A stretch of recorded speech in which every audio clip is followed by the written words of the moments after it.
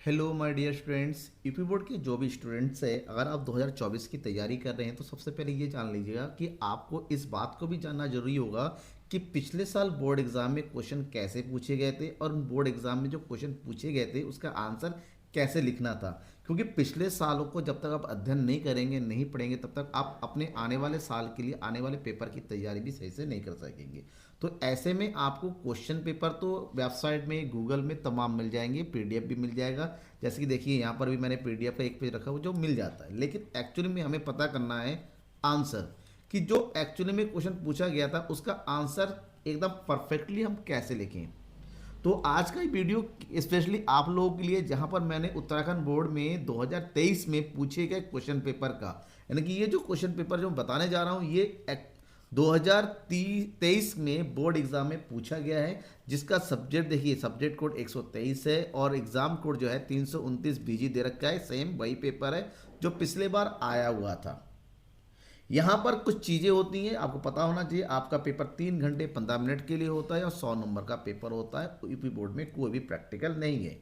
उसके अलावा आपके पहले पेज में कुछ इंस्ट्रक्शन लिखे रहते हैं, जैसा कि मैंने यहाँ पर लिखवाया हुआ है। जैसे सभी प्रश्न अनिवार्य है, कौन कौन सा क्वेश्चन कितने मार्क्स का होगा। आपके एग्जाम में 10 क्वेश्चन एमसीक्यूज के होंगे। इसके अलावा 11 से 18 नंबर तक short question answer, very short, जो 50-50 शब्दों में लिखना होगा, 3 नंबर वाला होगा। 19 से 24 तक आपके जो है लघुत्तर प्रश्न है, जिसको 150 शब्दों में आंसर देना होगा, 6 नंबर के होंगे। और 25 से 27 तीन क्वेश्चन आपके वेरी लॉन्ग क्वेश्चन आंसर होगा, जिसके आंसर आपको 10 नंबर के हिसाब से लिखने होंगे। ये इंस्ट्रक्शन दिया होता है जो आपको पढ़ने होंगे, उसी हिसाब से आंसर देना होगा।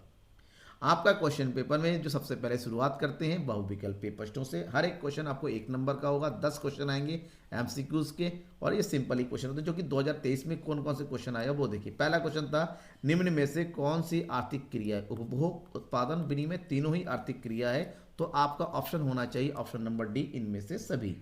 क्वेश्चन नंबर 2, सामान्य वस्तु की स्थिति में मांग वक्र प्रदर्शित करता है ऋणात्मक ढाल। सामान्य वस्तु होने से मांग वक्र हमेशा ऊपर से नीचे की ओर गिरता हुआ होता है। तो ऑप्शन होगा ऑप्शन नंबर डी, ऋणात्मक ढाल। क्वेश्चन नंबर 3, उदासीनता वक्र विश्लेषण किसने प्रतिपादित किया? जब उदासीनता वक्र विश्लेषण की बात करते हैं, इसके प्रतिपादक कौन थे? प्रोफेसर हिक्स ने, एलन एंड हिक्स, दो लोगों ने इसका प्रतिपादन किया था। क्वेश्चन नंबर 4, वर्तमान युग में उत्पादन के कितने साधन होते हैं? वर्तमान युग में उत्पादन के 5 साधन हैं, जिसमें कौन कौन है? भूमि है, पूंजी है, श्रम है, साहसी है, और सबसे इंपॉर्टेंट संगठन है। ये 5 प्रमुख साधन है। क्वेश्चन नंबर, निम्न में से कौन स्थिर लागत को व्यक्त करता है? स्थिर लागत, विद्युत बिल, जितना उत्पादन है बढ़ेगा घटेगा, कच्चे माल की खरीद, मजदूरी, ये तीनों ही जो है परिवर्तनशील लागत है। तो जो हमारा आंसर होगा ऑप्शन नंबर डी, स्थिर पूंजी पर ब्याज स्थिर लागत होता है। क्वेश्चन नंबर 6, आयकर कौन लगाता है? आयकर हमेशा देश की केंद्र सरकार के द्वारा लगाया जाता है। मुद्रास्फीति को नियंत्रण करने हेतु बैंक दर को क्या किया जाए? मुद्रास्फीति को नियंत्रण करने के लिए देश में मुद्रा पूर्ति को घटाया जाना है, और घटाने के लिए लोन महंगा करना पड़ेगा। लोन महंगा करने के लिए बैंक दर को क्या किया जाता है? बढ़ाई जाती है।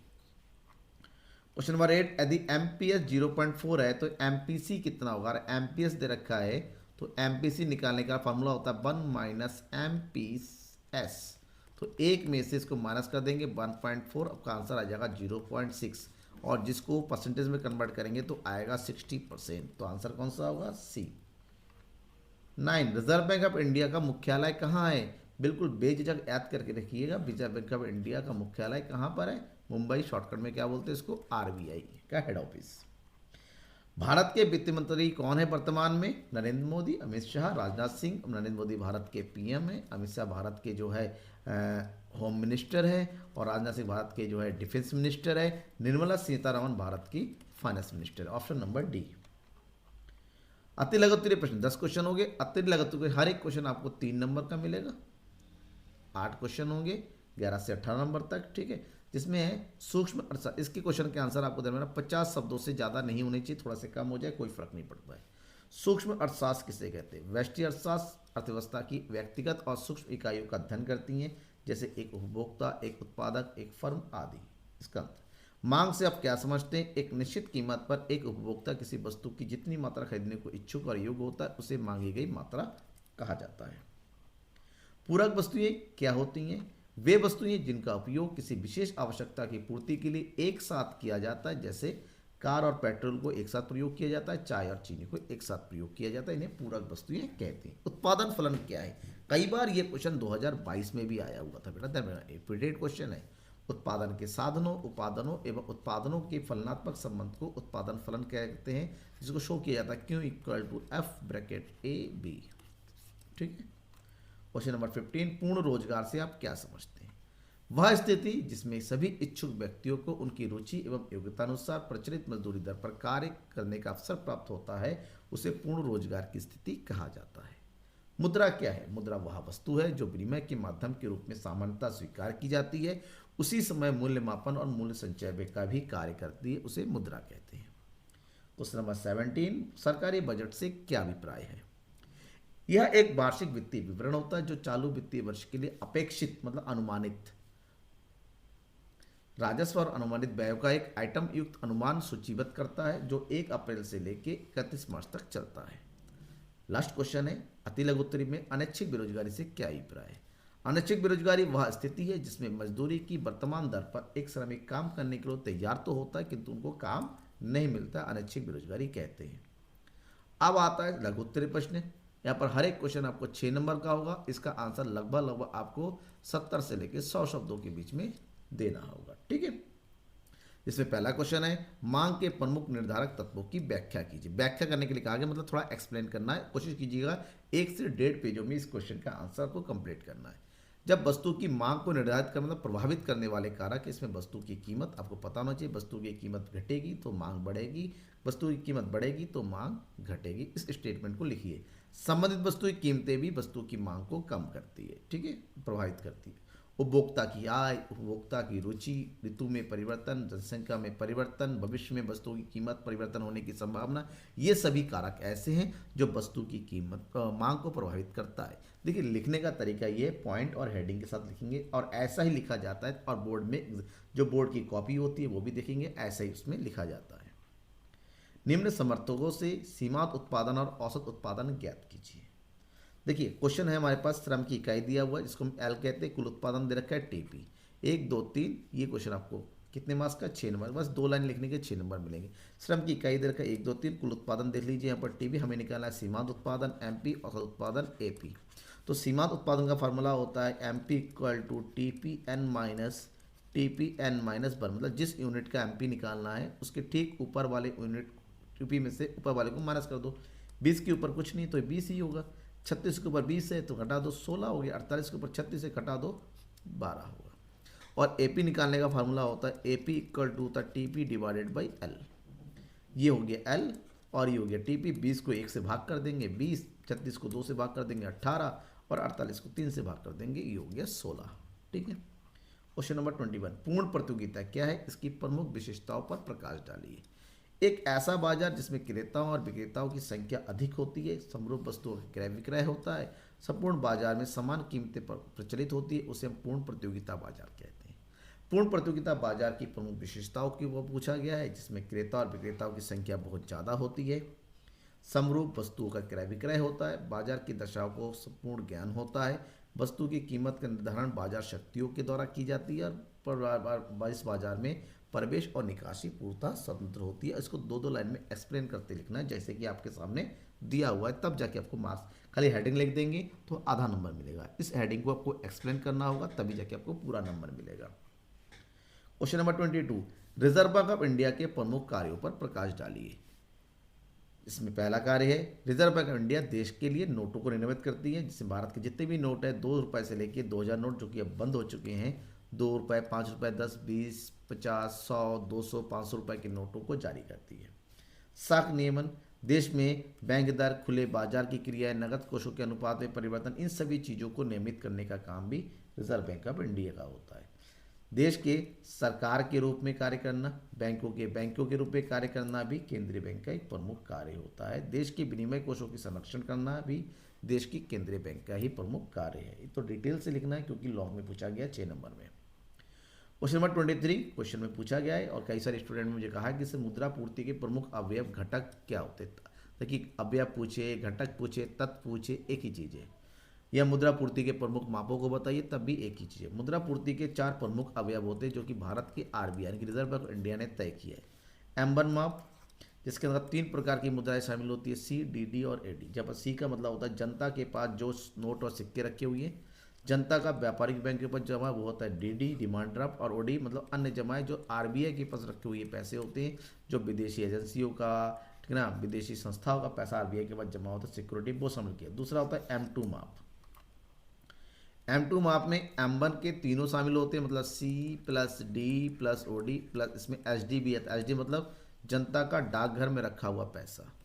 तीसरा होता है M3 माप, इसमें M1 के तीनों होते हैं, और TD का मतलब टाइम डिपॉजिट या फिक्स डिपॉजिट, जनता का व्यापारिक बैंकों में रखा वो पैसा जो एक निश्चित समय के लिए जमा होता है। इसके अलावा सबसे लास्ट है M4 में M3 के सभी आते हैं, मतलब इसमें C plus D plus OD plus FD चारों आते हैं। इसके अलावा डाकघरों में जितने भी पैसे जमा होते हैं, केवल NSC यानी कि नेशनल सिक्योरिटी कारपोरेशन में पैसा जो जमा होता है उसको छोड़ के बाकी सारा, और ये बृहद मुद्रा होती है, सबसे बड़ी मुद्रा का माप होता है। यही कुल बताता है, टोटल पता करना होता है, M4 को गिना जाता है। क्वेश्चन नंबर 24, प्रत्यक्ष कर का अर्थ लिखिए, इसके प्रमुख लाभों पर प्रकाश डालिए। प्रत्यक्ष कर एक मूल्यांकन है जो एक व्यक्ति या संघ उस संस्था को सीधे भुगतान करती है जो इसने इसमें लगाया जाता है। दूसरा, इस कर को किसी दूसरे व्यक्ति पर हस्तांतरित नहीं किया सकता। प्रत्यक्ष कर के प्रमुख लाभ है, आय के समान वितरण के लिए सरकार अधिक आय पर अधिक कर लगाती है, कम आय पर कम कर लगाती है। ठीक है, स्पष्टता है। प्रत्यक्ष कर के कारण सरकार करदाता दोनों के बीच में विश्वास बढ़ता है, मुद्रास्फीति में कमी लाती है, महंगाई दर को कम करने के लिए अधिक टैक्स लगाया जाता है, उत्पादकता में वृद्धि होती है और आर्थिक सामाजिक संतुलन बनाए रखता है। ये है लघु उत्तरी। इसके बाद आते हैं हम दीर्घ उत्तरी प्रश्नों में विस्तृत। इसमें हर एक क्वेश्चन आपको 10 अंक के लिए लिखना है और इसका आंसर आपको लगभग 300 शब्दों के आसपास लिखना होगा। 300 मतलब लॉन्ग, वेरी लॉन्ग, जितना लॉन्ग आप लिख सकते हैं। इसमें पहला क्वेश्चन है, इसमें हर एक क्वेश्चन आपको ऑप्शनल मिलेगा, मतलब एक क्वेश्चन में आपको 2 मिलेंगे, दोनों में से कोई भी एक आप लिख सकते हैं। ठीक है, इसमें जो क्वेश्चन बनता है वो है, उदासीन वक्र से आप क्या समझते हैं? तटस्थ वक्र की सहायता से उपभोक्ता संतुलन को स्पष्ट कीजिए। उदासीन वक्र का अर्थ बताइए। उदासीनता वक्र वह वक्र है जिसे प्रत्येक बिंदु दी गई वस्तुओं के ऐसे संयोग को बताता है जिससे किसी उपभोक्ता को समान संतुष्टि की प्राप्ति होती है। वहीं पर आप बताना है तटस्थ वक्र की सहायता से उपभोक्ता संतुलन कैसे होता है। इसके लिए लिखिए, एक उपभोक्ता उस समय संतुलन की अवस्था में होती है जब अपनी सीमित आय और आय की सहायता से वस्तुओं को दी गई कीमतों पर खरीदकर अधिकतम संतुष्टि, मतलब एक उपभोक्ता जितना पैसा खर्च करता है अगर उसको संतुष्टि का स्तर उससे ज़्यादा होता है तो उसे उपभोक्ता संतुलन। प्रत्येक उपभोक्ता चाहता है कि उसकी जो कीमत रेखा है उससे उसका उदासीनता वक्र ऊंचे से ऊंचे स्तर पर पहुंच जाए। ऐसे में उदासीनता वक्र के से उपभोक्ता संतुलन को बताने के लिए 2 प्रमुख शर्तें होती हैं, आपको ये कंप्लीट लिखना है।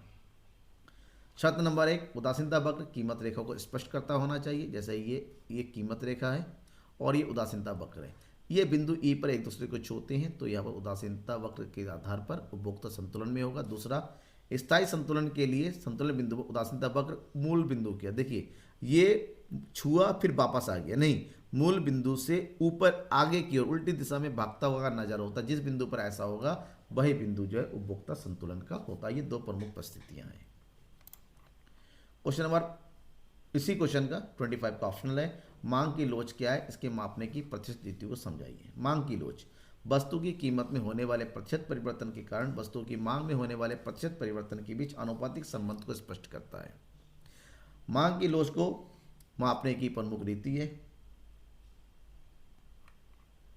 मांग की लोच का अनुमान लगाने के लिए मांग में होने वाले आनुपातिक या प्रतिशत परिवर्तन को कीमत में होने वाले आनुपातिक परिवर्तन से भाग दिया जाता है, मतलब वस्तु की कीमत में मांग में होने वाले परिवर्तन बट्टे वस्तु की। इसके अलावा हम इस फार्मूला का ही प्रयोग कर सकते हैं, delta Q upon delta P multiply by delta P upon Q. एक उदाहरण के साथ बात करते हैं। जैसे एक वस्तु की कीमत 15% गिर जाने से उसकी मांग 1000 से 1200 इकाइयाँ हो जाती है। मांग की लोच ज्ञात कीजिए। तो यहाँ पर फार्मूला होता है ईडी इक्वल टू वस्तु की मांग में प्रतिशत परिवर्तन बट्टे वस्तु की कीमत में प्रतिशत परिवर्तन। भाई कीमत में प्रतिशत तो दे रखा है लेकिन मांग में नहीं दे रखा है, तो मांग में निकालो। मांग में प्रतिशत परिवर्तन कैसे निकालेंगे, तो 1000 से 1200 हो गया, तो यानी कि डेल्टा क्यों ये हो गया 1200 माइनस 1000 बराबर 200। तो प्रतिशत परिवर्तन कितना हो गया, 200 गुणा 100 बट्टे 1000, 1 2 3 1 2 3, ये हो गया 20%। फार्मूला लगाइए, मांग में परिवर्तन है 20% और कीमत में है 15% एडी। तो 15 से 20 को भाग करेंगे, ये 5 चौको 20, 5 तिया 15, 3 से भाग करेंगे, 3 एकम 3, 3 तिया 9, 3, मतलब मांग की लोच क्या है, इकाई से अधिक है। ठीक है, ये हो गया क्वेश्चन नंबर 26। यहाँ पर भी आपको 2 क्वेश्चन मिलेगा, दोनों में से कोई एक ही क्वेश्चन सॉल्व करना है। राष्ट्रीय आय से आप क्या समझते हैं, इसकी गणना की उत्पादन रीति को समझाने के लिए कहा गया है। राष्ट्रीय आय साधन लागत पर निवल राष्ट्रीय उत्पाद को राष्ट्रीय आय कहते हैं। ये देश के नागरिकों के द्वारा अर्जित सभी साधन आयों जैसे मजदूरी, लगान, ब्याज, लाभ के उत्पादन के साधनों में दिए गए भुगतानों को बताती, इसका योग होता है। ठीक है, राष्ट्रीय आय की गणना की उत्पादन रीति की अगर बात करते हैं, इसके अंतर्गत एक देश में एक लेखा वर्ष में देश की घरेलू सीमा के अंतर्गत सभी उद्यमों द्वारा उत्पादित किए गए अंतिम वस्तु और सेवाओं के मूल्यों की गणना की जाती है। जब मूल्यों की बात की जाती है राष्ट्रीय आय के अंतर्गत, सबसे पहले उत्पादन मूल्य की गणना कीजिए कि एक उत्पादकों के द्वारा कितने मूल्य का उत्पादन किया जाता है, जिसके लिए फार्मूला यूज किया जाता है उत्पादन मूल्य बराबर बिक्री प्लस स्टॉक में परिवर्तन। स्टॉक में परिवर्तन जो बिका हुआ नहीं है, मतलब अंतिम स्टॉक में से प्रारंभिक स्टॉक को माइनस कर देंगे। इस प्रकार से जब उत्पादन मूल्य की गणना करेंगे तो उत्पादन मूल्य उत्पादन के विभिन्न क्षेत्रों जैसे प्राथमिक, द्वितीयक, तृतीयक सभी क्षेत्रों के मूल्यों को जोड़कर ज्ञात किया जाता है। और जब इनका जोड़ करेंगे, जिसको बोलते हैं सकल मूल्य वृद्धि, क्या बोलते हैं, सकल मूल्य वृद्धि, मतलब साफ है यहाँ पर सकल मूल्य वृद्धि मतलब होता है कि उत्पादन मूल्य में से मध्यवर्ती उपभोग को घटा दिया जाएगा। उत्पादन मूल्य से मध्यवर्ती मूल्य को घटाने से मूल्य वृद्धि आ जाएगी, सकल मूल्य वृद्धि, और सकल मूल्य वृद्धि से फिर हमें शुद्ध मूल्य वृद्धि की गणना करनी पड़ती है, जिसको हम घरेलू आय के नाम से जानते हैं। जिसके लिए सकल मूल्य वृद्धि में से मूल्य ह्रास को घटा दिया जाएगा, मध्यवर्ती उपभोग जिसको बोलते हैं, और शुद्ध अप्रत्यक्ष कर को घटा दिया जाएगा। ये डेप्रिसिएशन हो गया और ये एनआईटी हो गया। तो शुद्ध मूल्य वृद्धि आ गया, इसको घरेलू आय बोलते हैं, शॉर्टकट बोलते हैं एनडीपीएफसी। लास्ट में घरेलू आय को विदेशी में से विदेशी शुद्ध साधन आय को जोड़ देंगे तो हमें राष्ट्रीय आय की गणना होगी। फार्मूला होता है घरेलू आय प्लस विदेशी प्लस शुद्ध साधन आय, जिसको शॉर्टकट में बोलते हैं एनएफआई। ये उत्पादन रीति का प्रमुख पूरा सूत्र है। अब मैंने आपको बता दिया, इसी की तरह राष्ट्रीय ज्ञात किया जाता है। इसमें दूसरा क्वेश्चन है, अति या अधिक मांग क्या होती है, इसके प्रमुख कारणों की विवेचना कीजिए। अतिरिक्त मांग अर्थव्यवस्था की वह स्थिति होती है जहां सामूहिक मांग सामूहिक पूर्ति से ज्यादा होती है, यानी कि aggregate demand is greater than aggregate supply. Okay, तो ऐसे में अतिरिक्त मांग तब उत्पन्न होती है जब सामूहिक मांग पूर्ण रोजगार के लिए सामूहिक पूर्ति से ज़्यादा होती है। जैसे इतना ये है हमारा, यहाँ पर हमारा होना चाहिए सामूहिक मांग और सामूहिक पूर्ति दोनों बराबर है, लेकिन सामूहिक मांग इससे ज़्यादा होती है और अल्पकाल में सामूहिक पूर्ति बढ़ती तो नहीं है।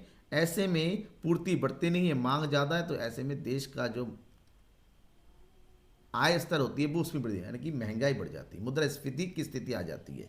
तो ऐसे में अतिरिक्त मांगों के लिए जो कारण होते हैं उसके कुछ प्रमुख कारण ये है, सार्वजनिक व्ययों में वृद्धि हो जाना, जिससे सरकार के द्वारा व्यय ज़्यादा बढ़ा जाती है और अर्थव्यवस्था में मांग का स्तर बढ़ जाता है। करों में कमी कर देने से लोगों की व्यय योग्य आय बढ़ जाती है। हिनार्थ प्रबंधन होने से मुद्रा आपूर्ति में वृद्धि होती है। साख विस्तार से मांग की वृद्धि होती है। विनियोग मांग में वृद्धि होना, उपभोग प्रवृत्ति में वृद्धि होना और निर्यात के लिए वस्तुओं की मांग में वृद्धि होना, इन सभी कारणों से अर्थव्यवस्था में मुद्रास्फीति की स्थिति उत्पन्न हो जाती है। लास्ट क्वेश्चन है, पूर्ण प्रतियोगिता के अंतर्गत किसी, ये क्वेश्चन तो रिपीट होता रहता है, बहुत क्वेश्चन आता है, 2023 में भी यही क्वेश्चन आया हुआ, मेरे ख्याल से 2024 में भी आ सकता है। पूर्ण प्रतियोगिता के अंतर्गत किसी वस्तु की कीमत का निर्धारण किस प्रकार होता है, उदाहरण के साथ बताइए। मार्शल ने कहा था कि पूर्ण प्रतियोगिता में, देखिए पूरा स्टेप टू स्टेप मैंने लिखा हुआ, इसी कोशिश कीजिएगा ऐसे ही क्वेश्चन का आंसर दे। उन्होंने कहा कि मूल्य निर्धारण वस्तु की मांग पक्ष और पूर्ति पक्ष के द्वारा होता है। मतलब मांग पक्ष उपभोक्ता से संबंधित है जो कम से कम कीमत पर अधिक मात्रा खरीदना चाहता है, पूर्ति पक्ष उत्पादक से है जो अधिक से अधिक कीमत पर ज़्यादा मत। इस प्रकार एक ऐसा बिंदु होता है जिस बिंदु और जिस कीमत पर उपभोक्ता वस्तु को खरीदने के लिए और उत्पादक उसको बेचने के लिए तैयार होता है। मतलब साफ, एक ऐसा बिंदु जहां वस्तु की मांग और पूर्ति आपस में बराबर हो जाए, उसे संतुलन कीमत के नाम से जानते हैं। जैसे कि यहाँ पर है, उदाहरण दीजिए, आपके सामने उदाहरण लिया हुआ ये कि वस्तु की कीमत 2, 4, 6, वस्तु की कीमत बढ़ती चली जाती है। तो यहाँ पर देखिए वस्तु की मांग भी हमारी क्या हो जाती है, घटती चली जाती है, और वस्तु की पूर्ति, तो एक ऐसा बिंदु जहाँ पर कीमत 6 रुपये है मांग है 60 और पूर्ति भी 60 है, तो इस स्थिति पे जहाँ पर ये वाली बिंदु होती है, मांग और पूर्ति आपस में बराबर है, उसी को बोलेंगे बाजार संतुलन या संतुलन कीमत स्तर। ठीक है, ये इसी में एक क्वेश्चन पूछा गया ऑप्शनल में कि औसत उपभोग प्रवृत्ति और सीमांत उपभोग प्रवृत्ति से आप क्या समझते हैं, उदाहरण सहित स्पष्ट कीजिए। जब औसत उपभोग प्रवृत्ति की बात होती है, औसत उपभोग प्रवृत्ति कुल उपभोग का कुल आय के साथ अनुपात को स्पष्ट करता है। पीटरसन ने कहा है औसत उपभोग प्रवृत्ति एक विशेष आय स्तर पर उपभोग और आय का अनुपात होती है। ठीक है, जिसके लिए हमें फार्मूला यूज़ किया जाता है औसत उपभोग की मात्रा बट्टे आय, C/Y। जैसे एक अर्थव्यवस्था का कुल आय 100 है, Y = 100 है, वहीं अर्थव्यवस्था का उपभोग यानी कि C = 80 है, तो ऐसे में औसत उपभोग प्रवृत्ति बराबर होता है C/Y यानी कि 80/100 = 0.8। ये हो गया औसत उपभोग प्रवृत्ति उदाहरण के साथ। वहीं पर जब सीमांत उपभोग प्रवृत्ति की बात होती है, आय में होने वाले परिवर्तनों से उपभोग में होने वाले परिवर्तन का अनुपात सीमांत उपभोग प्रवृत्ति कहती है। पीटरसन ने एक्सप्लेन किया है सीमांत उपभोग प्रवृत्ति से हमारा अभिप्राय आय में परिवर्तन से प्रेरित उपभोग व्यय से होता है, मतलब MPC = ΔC जो बताता है उपभोग में कितना परिवर्तन हुआ, ΔY जो बताता है आय में कितना परिवर्तन हुआ। उदाहरण के साथ देखें, यदि आय 20 करोड़ से बढ़कर 40 करोड़ हो जाता है, आय 20 करोड़ से बढ़कर 40 करोड़ हो जाता है, तो उपभोग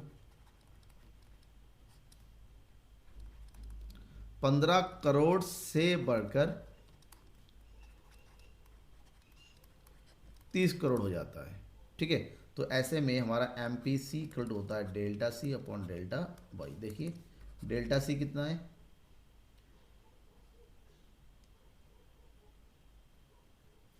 ΔC यहाँ पर है बराबर, मतलब उपभोग में परिवर्तन 15 से 30 हो गया, तो ये हो गया 15, और आय में कितना बनेगा 20 से 40 यानी कि हमारे पास कितना हो गया 40, तो 20 से इसको भाग कर देंगे कितना आ जाएगा, दैट इज 2 सत्ते 14 और बचा 1, 2 पंजे 10, 0.75। ये हो गया उपभोग में।